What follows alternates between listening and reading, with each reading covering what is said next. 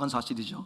주님은 저와 여러분들을 사랑하셨고 그리고 지금도 사랑하시고 영원토록 사랑하십니다. 오늘 수요일 저녁 시간 여러분과 함께 나누려고 하는 말씀은 제목 이름을 바꾸신 이유. 이렇게 이름을 왜 바꾸게 됐을까? 또 바꾸시는 하나님의 의도가 뭘까? 아주 우리에게 중요하게 와닿는 아주 그런 귀한 시간일 것입니다.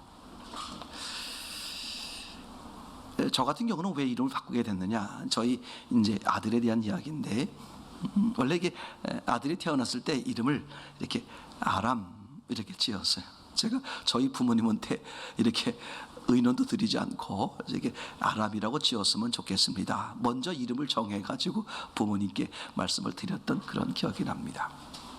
그래서 왜 정아람 그렇게 지었을까? 그것은 아람들이 나무가 되라 그런 뜻에서 아주 저 땅은 큰 포부를 가지고 작은 나무가 아니라 큰 나무가 되라. 숲을 만들 수 있는 큰 나무를 통해서 사람들이 쉬어가고 필요한 열매를 먹고 그렇게 할 수 있는 그런 이 세상에 이 나라의 주 안에서 큰 나무가 되자. 이제 그런 의미로 아람 이렇게 지어서 어려서부터 이제 그 이름을 부르곤 살았습니다만 초등학교를 이렇게 들어가서 고학년이 될수록 자꾸 가끔 하는 말이 아빠 그 친구들이 놀려요. 그렇게 되더라고요. 좀 여자 이름 같다. 이렇게 이제 좀 가벼워 보인다. 이렇게 아마 이야기하는 것 같아요. 이제 그래서 중학교를 올라갈 때쯤 해서 이름을 바꿨습니다. 대성, 큰 대자, 별성자, 큰 별. 이제 그렇게 짓게 된 가장 근원적인 이유는 저희 가족의 이 아들 학렬이 그 성자 돌림이라서 성은 정해져 있었고 그리고 저 위에 이제 형님들 누님 위로부터 해서 이제 자녀들의 이름을 쭉 지어왔는데 이게 다 이제 그 위의 이름 중에는 유성, 진성, 그 다음에 태성 뭐 이렇게 좀 성자 이름 좀 그럴 만한 이름들은 다 썼어요. 그래서 저희는 대성 이렇게 이제 이름을 짓게 됐습니다. 그 이름을 질 땐 다 의미가 있죠, 그렇죠? 이렇게 됐으면 좋겠다. 어떤 소망을 갖는다든지 어떤 뜻을 그 이름을 지어줄 때 무슨 뜻을 암시해서 이제 그런 뜻으로 그렇게 하곤 하죠. 그런다 이건 어디까지나 사람들이 짓는 거니까 그죠? 뭐 그런 의미를 부여할 수도 있고 또 그렇지 않을 수도 있고 그렇죠. 제가 이제 어떤 분에게 이렇게 저는 가끔 이제 그분하고 대화를 하면 그분하고 이제 좀 관계를 트기 위해서 이름의 뜻을 이렇게 물어보곤 할 때가 있어요. 근데 의외로 어떤 청년들 중에는 그 이름이 뭐뭐라 그래요. 그럼 그게 무슨 뜻입니까? 그게 무슨 뜻이니? 물어보면 몰라요. 첫째는 몰라요. 그런 분이 있고 둘째는 뭐 별다른 뜻 없어요. 그렇게 이야기하는 분도 있건 그래요. 저도 이름이 운섭이지만 제가 저희 부모님께 여쭤봤어요. 무슨 뜻이냐? 어머니 이게 무슨 뜻입니까? 근데 정확히 무슨 뭐 한밤중에 어떤 꿈을 꿔서 특별하게 이름을 계시받아 그렇게 지은 건 아닌 것 같고 이제 학렬에 의해서 이렇게 이제 그 아마 생각나시는 대로 이렇게 지은 게 아닌가 싶은 생각이 들죠. 그런데 성경의 이름들은 그렇지 않습니다. 왜냐하면 성경의 이름은 저자이신 하나님이 지으신 것이기 때문에 그래요. 이게 얼마나 중요한지 모릅니다. 그렇죠? 하나님은 완전하신 분이기 때문에 목적 없는 일을 못 하시죠. 그럼 그분이 이름을 지었다 그러면 반드시 뭐가 있겠습니까? 그렇게 이름을 지은 분명한 하나님의 의도가 있겠다 없겠다 당연히 있는 거죠. 그렇죠? 우리가 첫 번째로 생각을 해보려고 그러는 것은 이런 거거든요. 베들레헴, 그죠? 도시 이름 알죠? 베들레헴. 그러니까 하나님이 인간으로 오시는 거거든요. 그러면 하나님이 인간으로 오실 때 무엇으로 오시는 거예요? 왕으로 오시는 거예요. 그럼 이스라엘 땅에 오시더라도 이스라엘 땅 어디로 와야 됩니까? 왕궁이 있는 어디? 수도 예루살렘으로 오시는 게 맞을 것 같아요. 근데 예수님께서 그죠? 이스라엘 땅에 오시긴 오시는데 촌구석, 장로님도 저도 가봤습니다만 그 베들레헴이라는 동네가 그렇게 뭐 아주 거창한 그런 동네가 아니에요. 아주 소박한 그런 동네.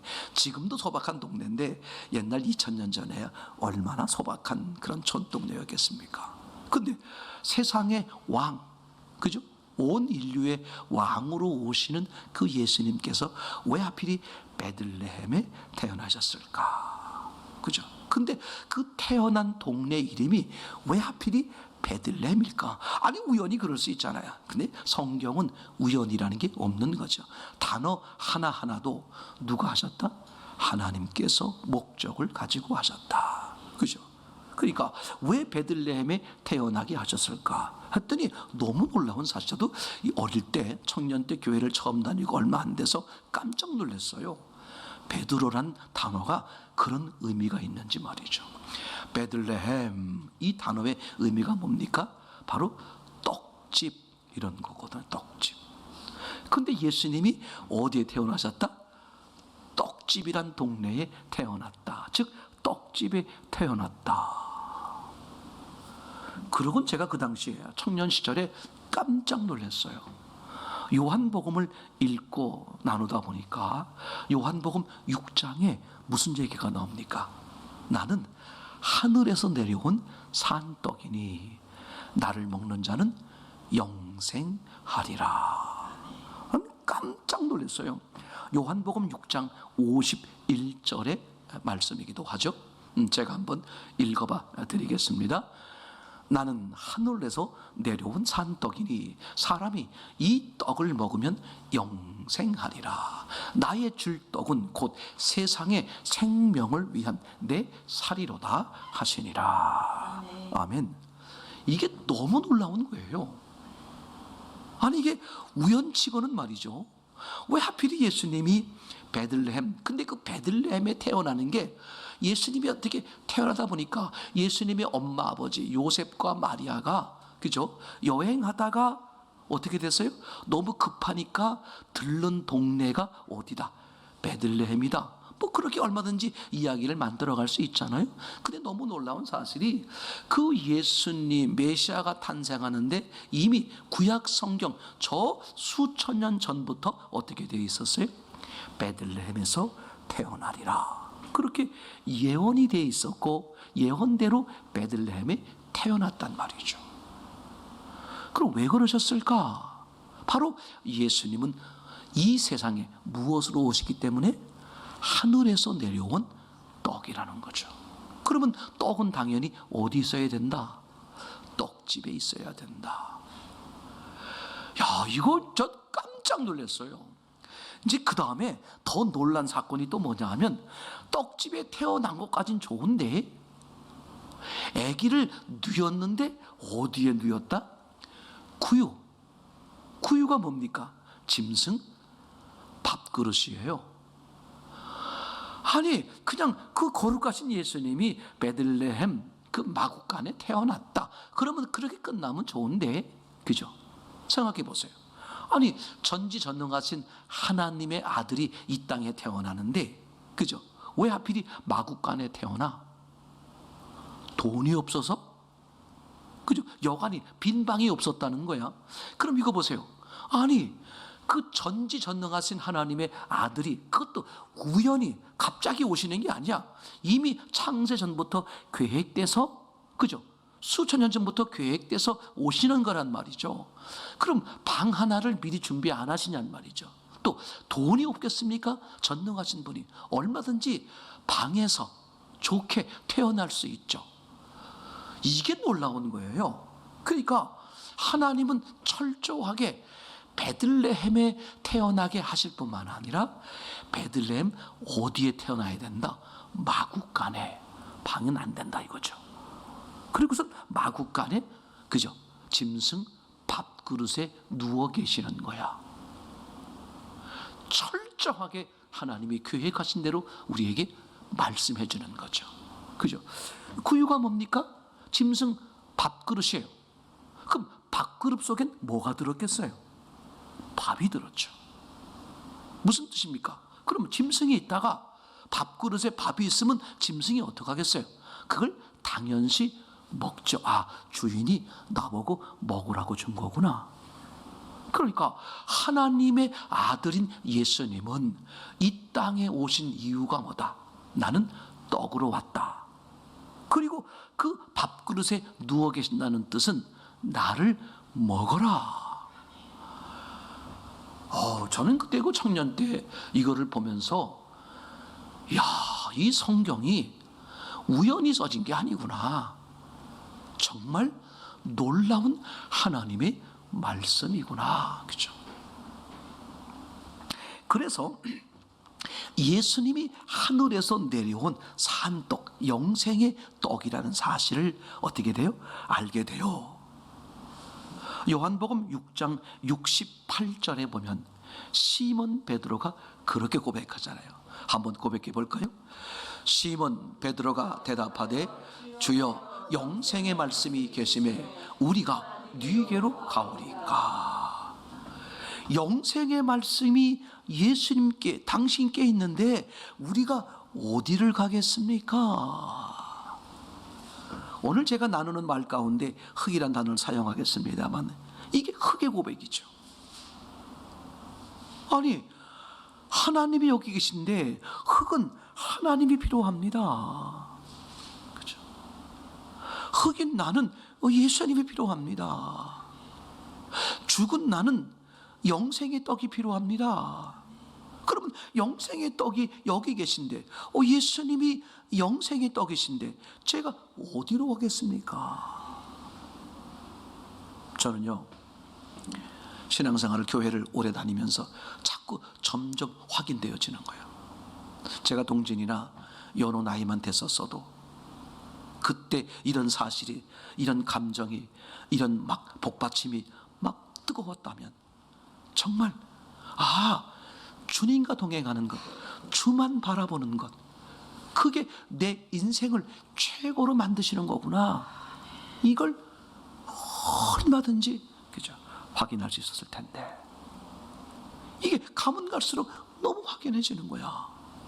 그죠? 시몬 베드로가 이 나이에 이런 고백을 했습니다만 한 살이라도 1년이라도 10년이라도 더 젊었을 때 영생의 말씀이 여기 있는데 제가 어디로 가겠습니까? 이 고백이 되어진다면, 이 고백으로 산다면 전지전능하신 그 예수님께서 어떻게 그 사람을 최고의 인생으로 만들지 않겠습니까? 그렇죠? 이 고백이 나올 수밖에 없게 되는 거죠. 그렇죠? 이렇게 성경에 나오는 그 이름들은 그죠? 이름의 의미를 통해서 하나님의 강력한 의도, 목적, 뜻을 전달해주고 알게 해주는 것을 우리가 너무나 많이 보게 되는 거죠. 또 한 사건 우리가 여러 번 나눴습니다만, 그죠? 창세기 32장에 나오는 이야기, 그죠? 야곱의 이름을 무엇으로? 이스라엘 이름으로 바꾸는 장면이 나오잖아요, 그죠? 이게 참 엄청난 놀라운 사건이에요. 저는 신명기 6장 4절 말씀을 그죠? 구약 성경 가운데, 그러니까 유대인들 입장에서는 구약 성경만 인정하니까 그 구약 성경 가운데서도 이 신명기의 말씀, 그 중에서도 6장 4절 이 말씀을 토대로 해서 최고의 목숨처럼 여기는 말씀이 이 말씀이죠. 이스라엘아 두루라. 저는 그것을 처음 성경을 대할 때는 그냥 막연하게 이스라엘 사람들에게 하시는 말씀이구나. 조금 더 나아가서 우리 모든 사람들에게, 이스라엘 민족만이 아니라 모든 사람들에게 말씀하시는 거구나, 이렇게 생각을 해왔었어요. 그러다가 이스라엘이라는 단어의 뜻을 생각해 보게 됐고, 이게 하나님이 야곱에게 지어준 이름이더라고요. 그런데 하나님이 야곱에게 왜 이스라엘이란 이름을 지어줬을까? 그 지어줄 시점에 가서 보니까 그게 창세기 32장인데 너무 놀라운 장면을 이제 보게 되는 거겠죠. 창세기 32장 28절을 보면 그렇습니다. 한번 읽어볼까요? 그 사람이 가로되 내 이름을 다시는 야곱이라 부를 것이 아니요 이스라엘이라 부를 것이니 이는 내가 하나님과 사람으로 더불어 겨루어 이기었음이니라. 야곱이 아주 어려운 곤경에 처했어요. 뒤로 돌아갈 수도 없고 앞으로 나아갈 수도 없는 그런 그날 마지막 밤 같은 밤을 맞이하고 있었어요. 뒤에서는 그죠? 그 외삼촌 댁에 있어서 모든 재산을 다 뺐다시피 해가지고 다 끌고 나와가지고 그 사촌들이 자기를 그저 죽이려고 하는 그런 시점에 도망 나온 것이고, 앞으로 나아가자니 어떻게 돼요? 형 에서가 자기를 죽이려고 부하 400명을 데리고 지금 마주 나오고 있는 거거든요. 오늘 밤 이 야복강 나루터에서 날만 새면 내일 그 형 에서를 만나서 죽임을 당하는 그 시점에 있는 거예요. 그죠? 그럼 얼마나 그 한밤중에 얼마나 곤고에 잠이 오겠습니까? 근데 하나님이 그날 밤에 이 야곱을 찾아왔는데 야곱과 씨름을 했다. 무슨 씨름이라고는 딱 잘라 말하고 있지 않은데 이제 문맥상 씨름을 했어요. 밤새 씨름을 했는데 하나님이 이기지 못했다. 하나님이 이기지 않은 게 아니라 이기지 못하신 거야. 그러니까 사람들이 아니 전능하신 하나님이 어떻게 사람을 못 이겨? 이길 수 있는데 봐준 것이지. 그렇게 오해를 한단 말이죠. 그럴까봐 그 문맥에 어떻게 써 있습니까? 하나님이 자기가 야곱을 이기지 못함을 누가 보고? 자기가 보고 하나님이 보고, 즉 하나님이 밤새 야곱과 씨름을 했는데 하나님이 그걸 본 거예요. 내가 야곱을 이기지 못하고 있구나. 어머나 야곱을 이기지 못했네 라고 이기지 못했다고 인정을 한 다음에 엉덩이 뼈를 쳐서 부러뜨리는 거죠. 그러니까 1차 싸움에선 하나님이 진 것이고 2차 싸움에서야 하나님이 이긴 거죠. 그렇죠? 그러니까 1차 싸움에서 야곱이 이긴 거란 말이에요. 그렇죠? 이제 그러니까 이 날이 새려고 해서 이제 하나님이 떠나려고 하니까 야곱이 하나님을 붙들고 안아주는 거야.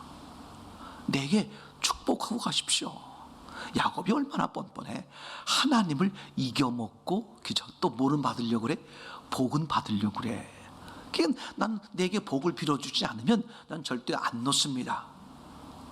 그래서 하나님이 야곱을 그죠? 복을 빌어주는데 이름을 바꾸어주는 거죠. 그러면서 이스라엘이라는 이름을 바꿔주면서 친히 거기다가 이스라엘의 뜻이 뭐다 기록해놨어요. 하나님과 겨루어 이겼다. 그죠? 저는 이게 깜짝 놀란 사건이었어요. 아니 신앙에 있어서 사람과 하나님이 겨루었는데 누가 이겼다? 사람이 이겼다? 이게 신앙인가? 선악과 사건이 떠오르는 거예요. 아니 선악과에서 하나님은 먹지 마라, 먹으면 반드시 죽는다. 근데 악한 영은 뭐라고 말해? 야 먹어도 안 죽어. 그러니까 그것은 그 사람의 생각이 하나님의 말씀과 다르게 가는 거잖아요. 이거 먹어도 안 죽어. 혹시 죽을지도 모른다 그랬지 뭐 죽는다 그랬나? 이거 악한 양말 들어보니까 안 죽는데 맞아. 안 죽는 게 맞아. 그러니까 자신 있게 먹는 거잖아요. 다시 말하면 하나님과 아담 하와 사이에 누가 이기는 거야? 아담 부부가 이기는 거죠. 우린 그걸 죄라고 말하잖아요. 그러니까 이게 너무 놀라운 거죠. 야곱이 하나님을 이겼는데 그걸 자랑스럽게 여긴다? 아니라는 거죠. 그러니까 하나님은 이 야곱에게 왜 이름을 바꾸어 주었을까? 이스라엘. 참 놀라워요. 경고성 축복이죠. 복은 복인데 무슨 복이다? 경고성 복이야. 너는 툭 하면 하나님을 이겨먹는 놈이야. 무슨 뜻이에요? 네가 주인이야. 너는 교만한 자야. 그 얘기잖아요. 아니 그렇게 놓고 신명기 6장 4절 이스라엘아 들으라 라고 그 이스라엘 뜻의 의미를 부여해 버리니까 얘기가 완전히 달라지는 거야. 이스라엘 민족아 들으라, 온 인류의 사람들아 들으라. 그런 단순한 얘기가 아니라 어떤 얘기입니까? 하나님을 이겨먹는 이놈들아 들어라. 그죠? 하나님을 이기면 뭐야? 죽은 자야. 이 죽은 자들아 들어라. 그죠? 이 저주의 자들아, 심판의 자들아, 그죠? 이 지옥의 자들아 들어라. 와우. 그러니까 얘기가 달라지는 거야. 맞아.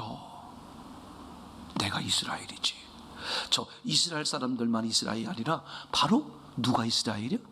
내가 이스라엘이야. 내가 하나님 뜻대로 사는 게 아니라 내 뜻, 내 욕심대로. 어쩌다 한번 하나님 뜻대로 살고 나머진 다 내 뜻대로. 내가 뭐 하는 거야? 지금 내가 주인으로 사는 거야. 내가 이스라엘이더라고. 그러니까 하나님은 야곱을 축복하긴 축복하시는데 어떻게? 경고성 축복이죠. 참 놀랍다. 신약에서 보게 되면 예수님이 그죠? 제자들을 부르시면서 이름을 바꿔주는 장면이 나오죠. 시몬을 뭐라고? 시몬을 베드로 이렇게 바꿔주는 장면이 나오는데, 이 베드로라는 말은 반석, 그런 말이죠. 즉 돌덩어리가 된다 이 얘기가 아니라 반석 같은 그리스도의 사람이 된다, 이런 의미로 이름을 바꿔주는 거죠. 그러니까 이런 거죠. 너는 지금 시원치 않지만, 그죠? 너는 지금 시원치 않지만 너는 곧 뭐가 된다? 반석 같은 믿음이 될 거야.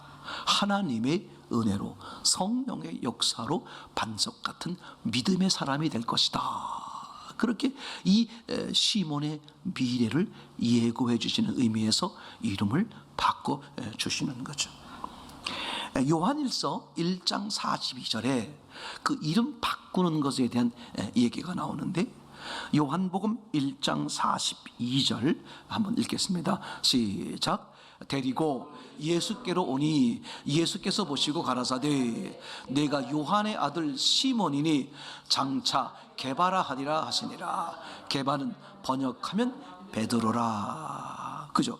그러니까 이 시몬이란 이름이 있었는데, 그죠? 이 시몬을 예수님이 뭐라고 바꿔주는 거예요? 게바. 그죠? 이 게바란 말은 그 당시에 예수님 당시에 아람어를 주로 사용하셨어요. 그러니까 아람어로 게바 이렇게 이름을 바꾸어줬죠. 그 게바란 말을 헬라어, 그 당시 신약 시대가 헬라 시대니까 헬라어로 바꾸면 페트로, 베드로 이렇게 되는 거죠. 그러니까 시몬을 게바로 바꾸셨다. 게발은 아람 말이고 그걸 히브리어로 바꾸면 뭐가 돼버린다? 베드로. 그죠? 그래서 베드로, 게바, 즉 반석 같은 사람이 된다. 이렇게 이제 이야기해 주시는 거죠. 이것은 이름을 바꿔 주시는 것은 이거는 격려성, 그죠? 격려성 축복의 이름으로 바꾸어 주는 거죠. 지금은 네가 시원치 않지만 어떻게 된다?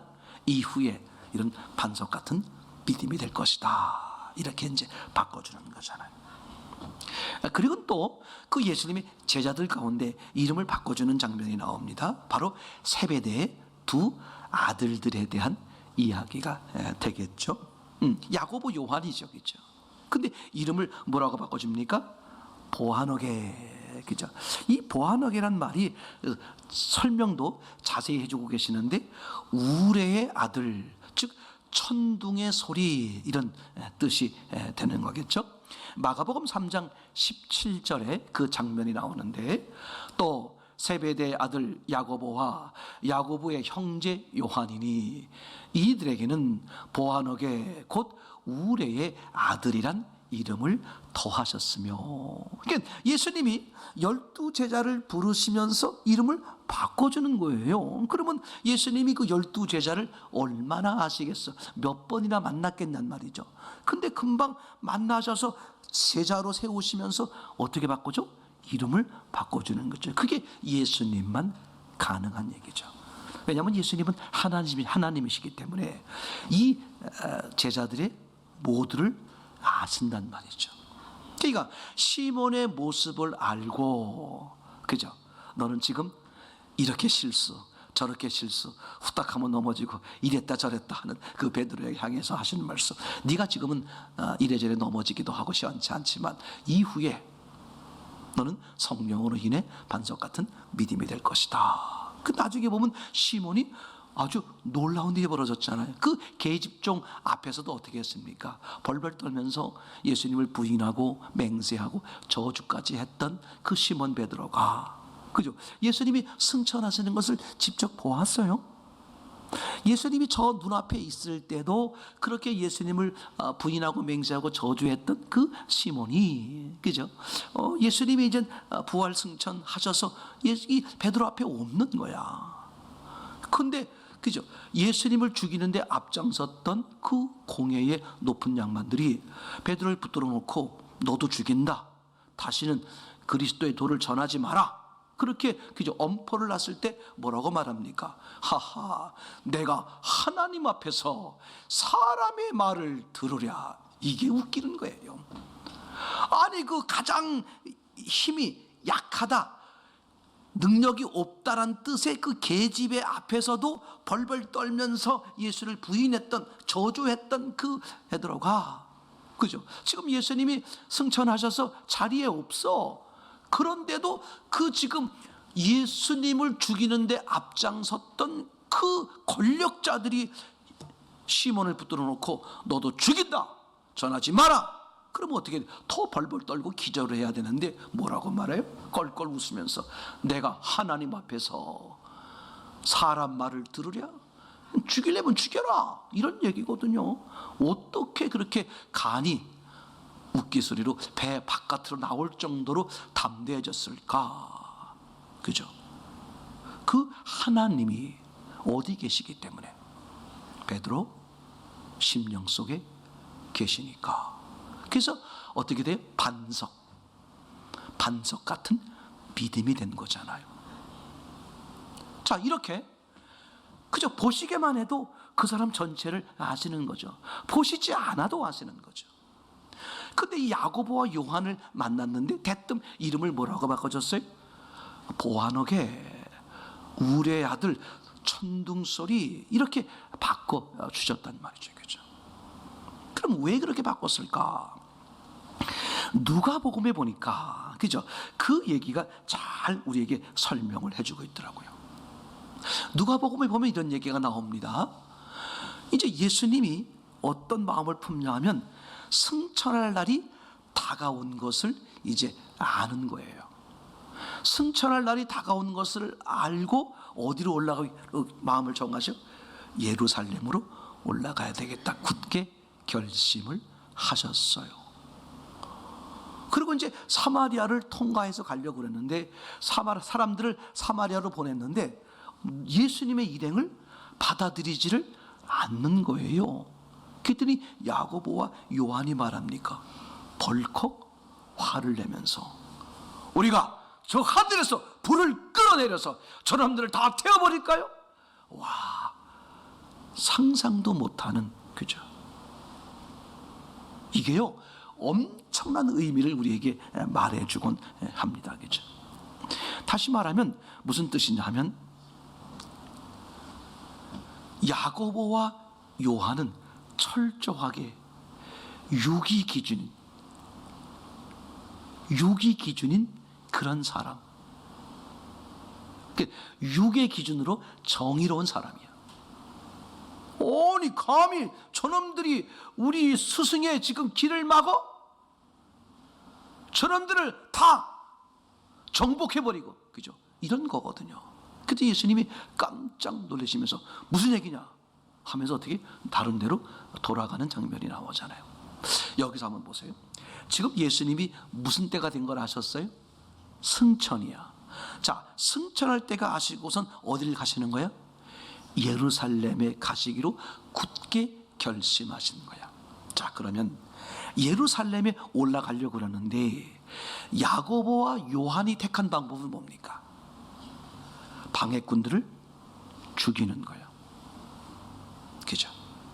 다시 말하면 상대를 죽여서 내 뜻을 이루겠다 이거잖아요. 근데 예수님의 방식은 뭡니까? 너무 놀라운 거예요. 예루살렘에 올라가시는데 왜 굳게 결심하셨을까? 그럼 왜 가신다는 거야? 죽으러 가는 거죠. 그게 영과 육의 차이예요. 육의 입장에서 보면 어떻게 하는 거예요? 상대를 죽여서 내가 정복하는 거야. 상대를 죽여 내 뜻을 이루겠다. 그죠? 영의 뜻, 하나님의 뜻, 예수님의 뜻은 뭘까? 뜻을 이루기 위해 내가 죽겠다. 야, 이게 너무 놀라운 거예요. 그럼 내가 살겠다, 이게 뭡니까? 이게 내가 주인이야. 그죠? 다시 말하면 내가 이스라엘이요, 이런 뜻이죠.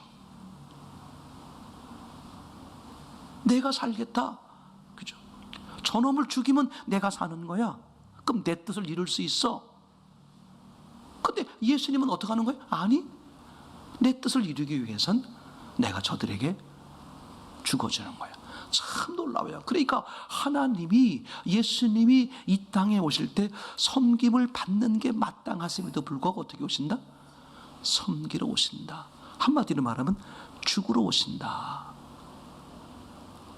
연호야, 인생을 성공하고 싶으면 예수님 앞에 죽는 거야. 이게 너무 놀라운 비결이에요. 우리 생각엔 내가 저놈을 정복하면 이기는 것 같잖아. 그게 지는 거야. 그러니까 지금, 그죠? 야고보와 요한은 육이 기준이요, 육이 뜨거운 사람이야. 저걸 어떻게 그냥, 응?